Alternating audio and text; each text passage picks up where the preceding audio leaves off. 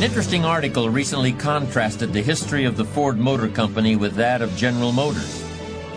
In the early days of the American car industry, Henry Ford's pioneering use of mass production and the assembly line meant that Ford pretty much had things his own way.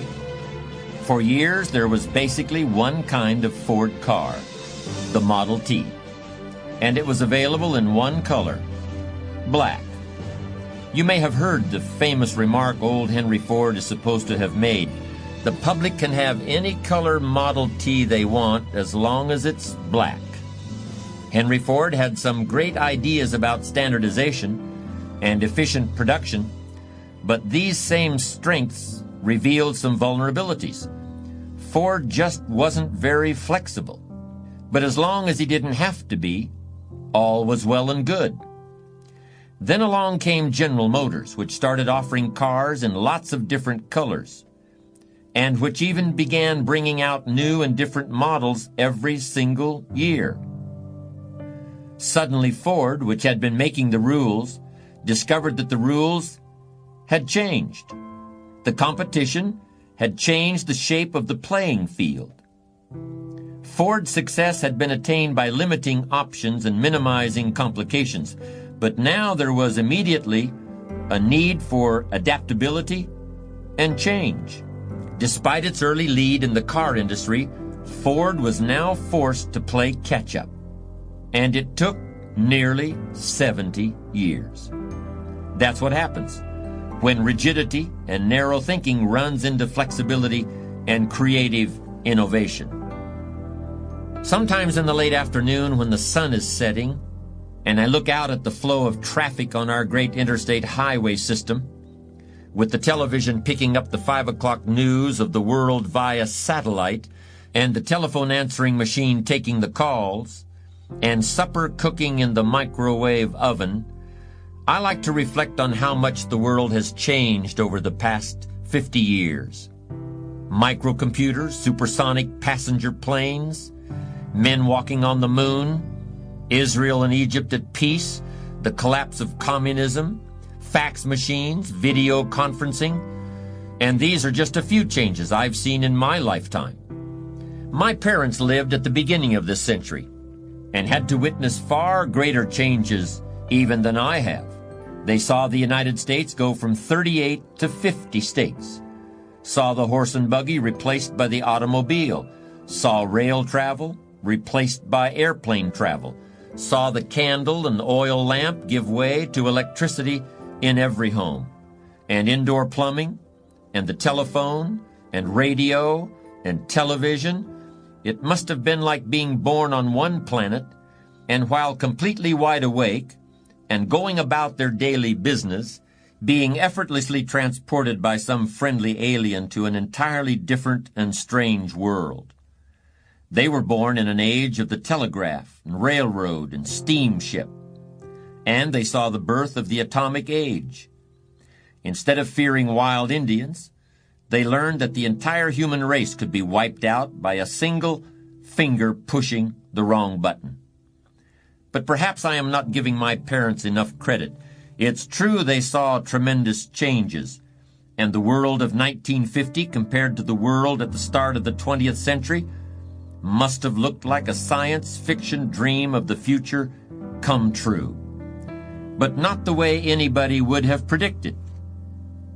My parents not only lived with these tremendous changes, they managed to thrive with them. They brought electricity into their home and change into their lives. They grew with the times. They welcomed the new. They did not cling rigidly to the old ways, to the world they grew up with, but they were flexible and put down deep roots and flourished.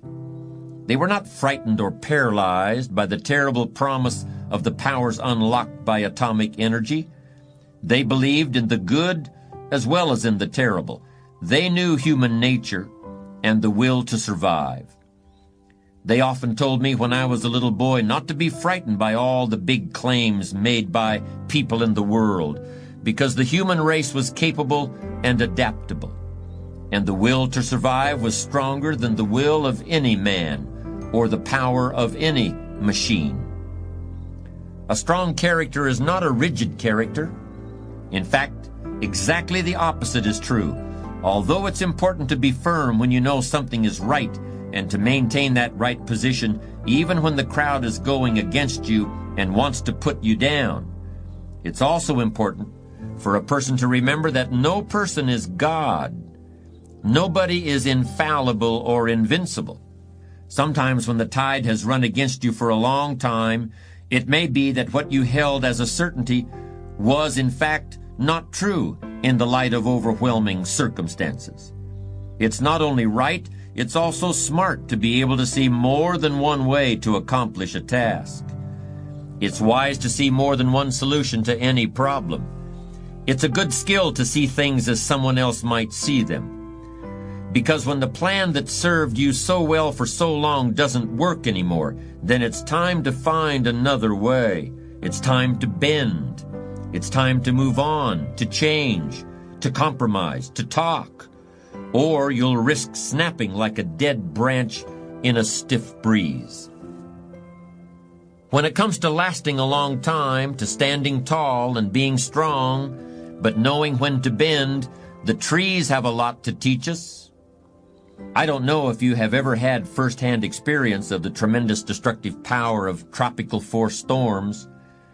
I've experienced a hurricane and had a chance to witness close-up and personal what a combination of wind and water can do to everything that stands in its path.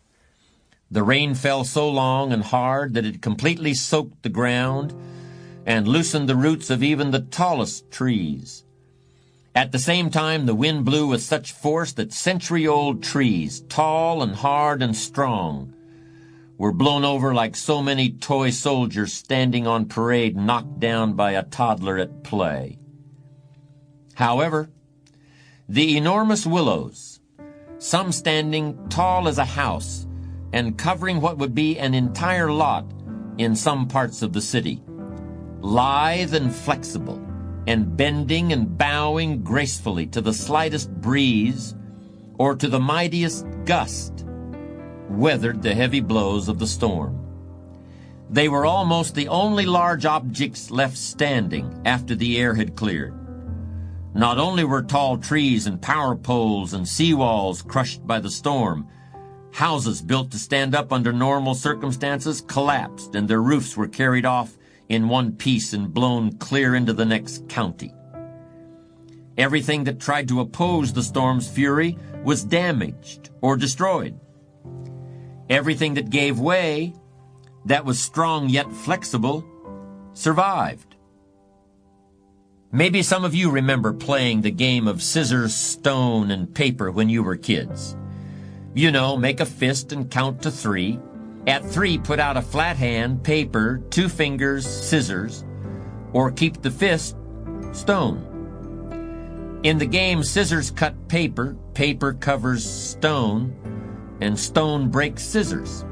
Whoever put out the winning object got a point.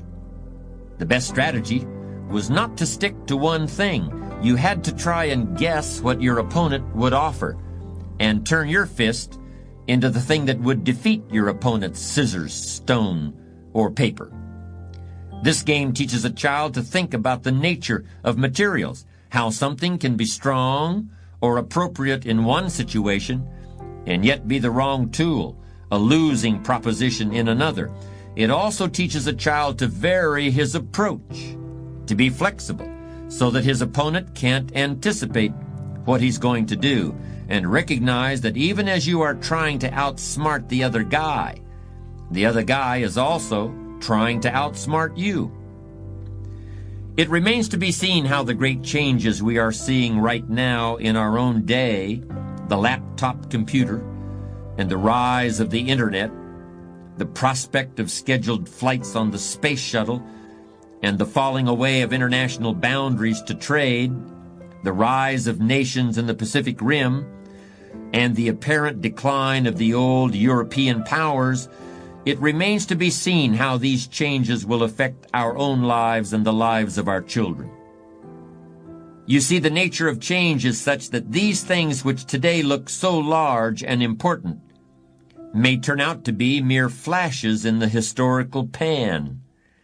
There may be something else we haven't even thought about. It could be something as obscure as a population explosion among virus-resistant rabbits in Australia. That will be the key element in global changes we can neither anticipate nor even imagine. This has often happened throughout history. That's a key point, of course. That's why all our best-laid plans do sometimes go astray. It's entirely possible and even likely that nothing will ever turn out as we expect. And so no matter how much we prepare for one turn of fate, something will sneak up from the blind side when we're least expecting to be interrupted at our accustomed rounds. When that time comes, as it will, the people who survive and even triumph over the unanticipated will be people who are ready to adapt. They will bend in the first gust. They will step out of the path of the charging bull. They will pivot while holding their place in the scheme of things. They will step back and let something else bear the brunt of impact. I don't really think it's less important or more important today to be open to change and flexible in adapting to it than it has been in the past. It's always been important to be flexible and far-sighted, anticipating whenever we can, and when we can't anticipate, being prepared for all possibilities. The United States has been in existence for over 200 years. Think of all the things that have happened in that time, the immense technological and social changes that have taken place. The Founding Fathers deliberately left the Constitution a bit vague in some areas so that future generations would have the flexibility to adapt it to changing circumstances. And that's exactly what happened, and it's worked for more than 200 years. But now, let's look back in time for a moment. The Roman Empire endured for about 500 years, more than twice the time the United States has existed. The framers of the Constitution closely studied the decline and fall of Rome in order to create an American government that would avoid a similar fate. So far, their efforts certainly seem successful, but it will be another few hundred years before we're really able to say we've lasted longer than Rome did. And despite all the remarkable flexibility our form of government has displayed over the past 2 centuries, it's almost inconceivable that we'll ever last as long as the ancient Egyptian empire that spanned more than 2,000 years. Think of it. That's 10 times as long as America has existed. Famines, floods, invasions, and plagues came and went. But through it all, there was an unbroken succession of Egyptian pharaohs. Nothing lasts that long, certainly not a government, without a great deal of flexibility. Yet amazingly enough, when it comes to flexibility and being able to adapt to the changing circumstances of history, Egypt isn't even the all-time champion. The oldest and longest-lasting empire in the world is that of the Chinese. Many dynasties, many emperors, many reigns, but always the empire endured. How was this possible? It wasn't because of military power or tremendous wealth, because over the course of thousands of years, those things came and went many times. The real reason the Chinese empire lasted so long was because of the work of 2 very different philosophers. The first, Confucius, provided ideas that became the solid foundation of the imperial government. He supplied the theories by which the imperial government was conducted. Confucius taught a code of ethics that provided specific instruction on how the ruling classes could fulfill their duty to the nation and maintain law and order. He was essentially a lawgiver, a thinker who supplied some fixed beacons for navigating the ship of state into the unknown future. The second philosopher, whose name was Lao Tse, had a very different perspective. Historians associate Lao Tse's ideas with magic and with mystical powers. But he also placed a very modern kind of emphasis on the need for intuition and the ability to react quickly to change. Lao Tse pointed out that sometimes it is best to advance by retreating, that sometimes wars can be won by losing a few battles, and long-term goals can be achieved by accepting short-term reversals. Sometimes it is best to resist like the tall grasses bending in the wind, or like a river finding a new route around an obstacle. A powerful ocean wave smashing onto a beach may wash away a sand dune, but the individual grain of sand simply goes with the flow and is unharmed. By incorporating both these perspectives, the ancient Chinese emperor developed a structure similar to that of modern buildings in Los Angeles and Tokyo that are built to withstand earthquakes. Their foundations are strongly reinforced, but there's also room for sway and give. Flexibility is simple in theory, but tremendously challenging in practice. It means we have to learn to distinguish between what we can control and what is beyond our control. Practicing flexibility requires great self-knowledge and iron self-control, like a master of the Oriental martial arts. To be flexible does not mean to be weak, to flounder about aimlessly and confused because we think there's nothing to be done. No, it requires self-discipline. Flexibility requires a cool head, an appraising eye, poise, balance, and judgment. Think of the bullfighter in the arena, in front of a roaring, waving crowd, fired by excitement and waiting for the kill. He knows they don't care who is killed, him or the bull. What they want is blood. He knows the bull is powerful, more powerful than he is, but the bull also always charges in a straight line, while he can step aside. And the bull has his eye on the cape and cannot see the sword concealed there. And the bull is enraged, while the fighter is cool and skilled and willing to try all the steps in the dance of death. His only enemy, really, is himself. If he fears the noise of the crowd or the bull's hot breath, or thinks that there's only one way to end the afternoon, then the bullfighter, and not the bull, is the doomed one. But if he controls his nerves and knows when to stand firm and when to retreat, then the ear and the tail, and the cries of the crowd, and the love of the beautiful women will be for him.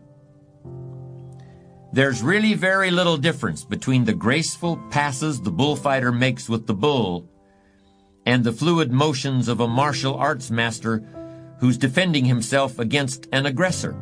In both cases, the strength and the aggression of the opponent is made to work for the defender. It's like opening a door just as the battering ram is about to break it down, so that forward velocity carries the invaders through the gate, past the mark, and on to destruction. Little children often play a similar game when in a match of tug-of-war.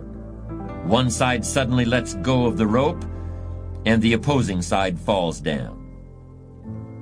Up to now, we've mostly talked about what might be called tactical flexibility, where a specific situation requires a knowledge of the various alternatives, and a specific set of circumstances requires nimbleness and dexterity.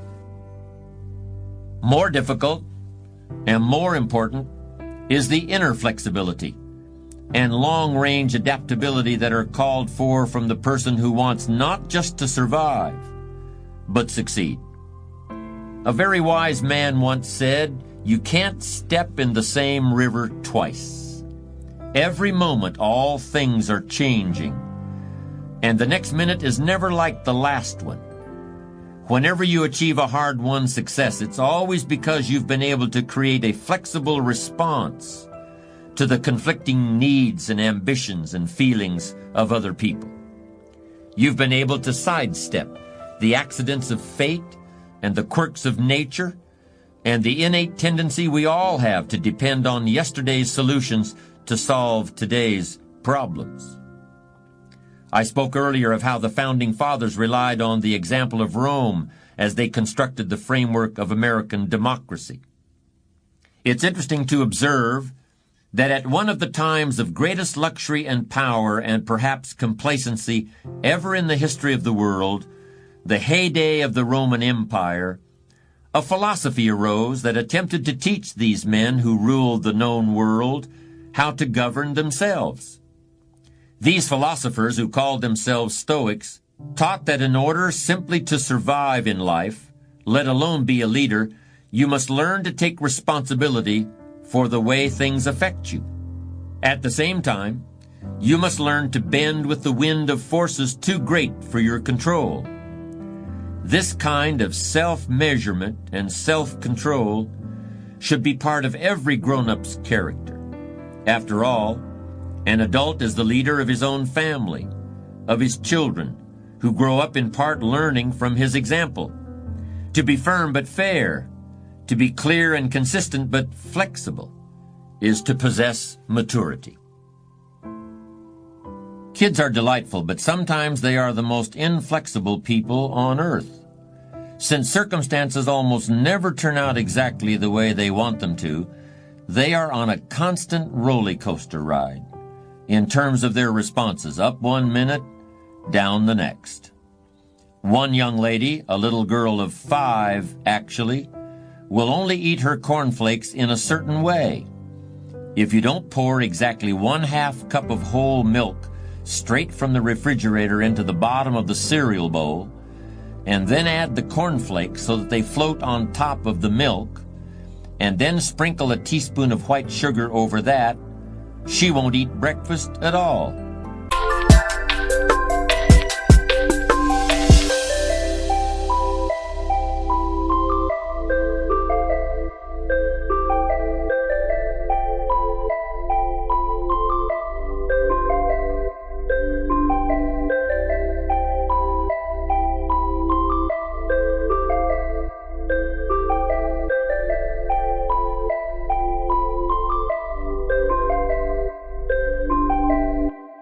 Not anything.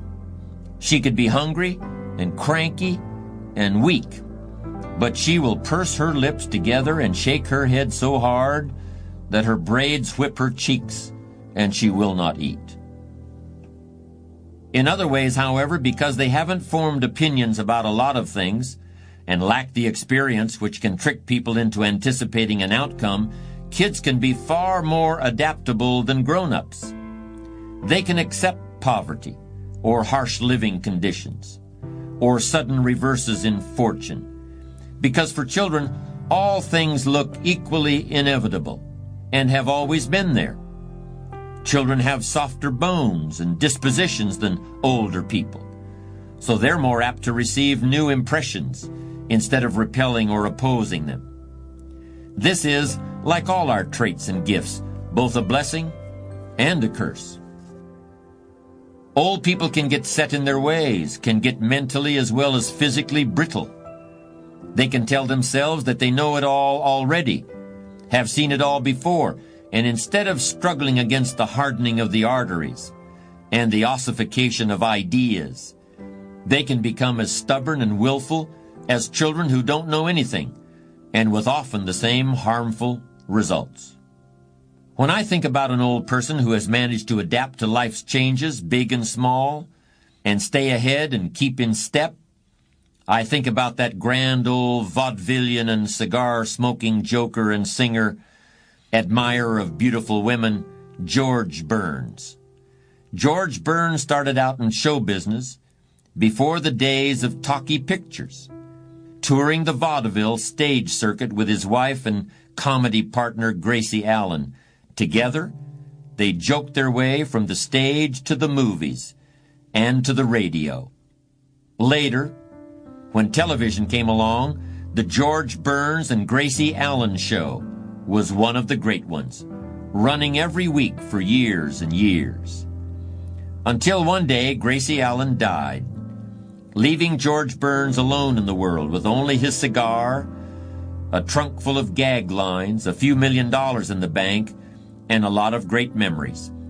Did Burns retire after his wife's death? Did he crawl off and play golf until the Grim Reaper came for him? No. Burns wrote himself a new act, a new set of monologues. He made a new career in the movies and basically reinvented himself. He continued to crack jokes and pursue lucrative movie and television roles and personal appearances. He made a career out of being old, and he didn't do that by being inflexible, you can bet. I think it was a great American novelist and keen observer of his fellow man who remarked that old people are on the same side of life as children and animals, and that they can see things regular people do not. Well, old people and children as well as animals can get so set in their ways that nothing, not even the survival instinct, will change them. I mentioned earlier about the little girl who would only eat a certain way. Well, old people too often get fussy about their food. They also get particular about what people talk about in front of them, and who performs those little services that old people and babies often require, like feeding, and sometimes even changing diapers. It's uncomfortable to think about our bodies turning on us this way, but it doesn't do to be rigid and say that we'll never get old and set our minds into some hardened position so that we cannot accept help when it's needed and offered.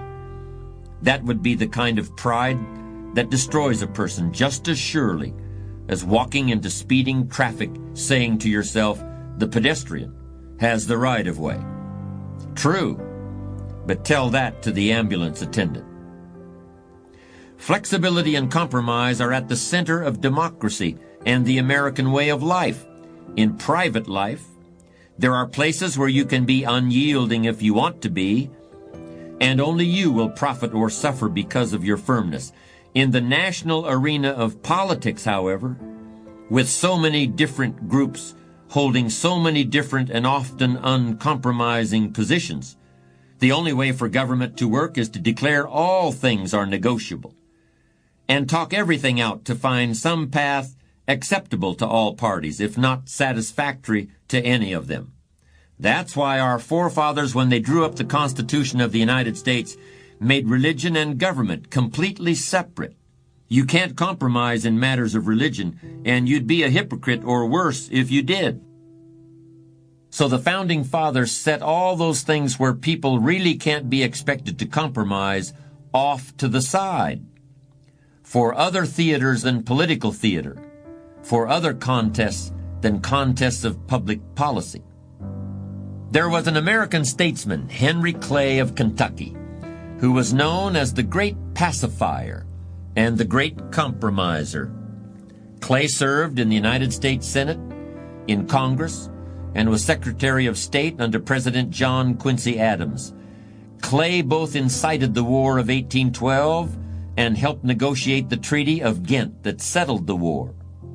Pursuing a consistent policy of reconciling the conflicting interests of the nation during the time of the great westward expansion, he ramrodded the Missouri Compromise and helped enact the National Road. As a presidential candidate, Clay said that he would rather be right than be president, and he certainly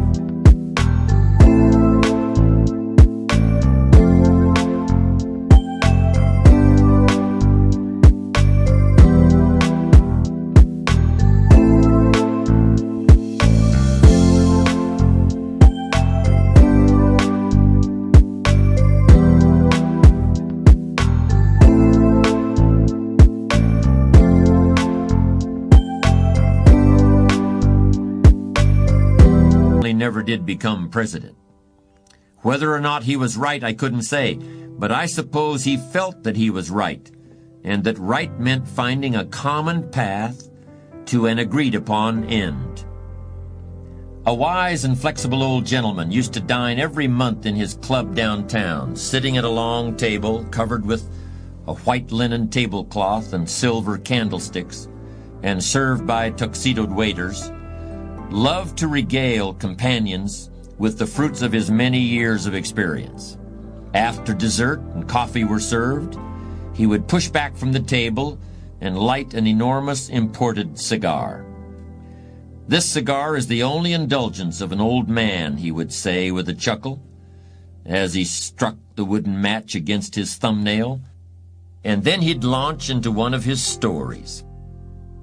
They usually began with a question, such as, "Did I ever tell you about the time when I was setting up factories for the giant XYZ Corporation in the backwoods of Georgia and was compelled to teach them a little lesson in business and good manners?" Although the stories always started out the same, no two stories were ever alike, and there would always be a wealth of wisdom through example, a veritable mother lode of remarkable instruction. Well, this old man, who was so old and so wise and so flexible, has one ironclad rule for dealing with other people. This rule involved never being the first to break a bargain, and always assuming that what happened before should not happen again. He said, "If a man fools me once, I think, that's not nice, and I remember it.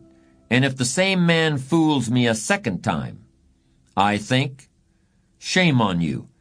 If the same fellow tricks me a third time, well, I have been warned, and should have changed my ways and didn't, and I think, shame on me." Here's a little rhyme to remind you of this wisdom. Fool me one, that's not nice. Fool me two, shame on you. Fool me three, shame on me.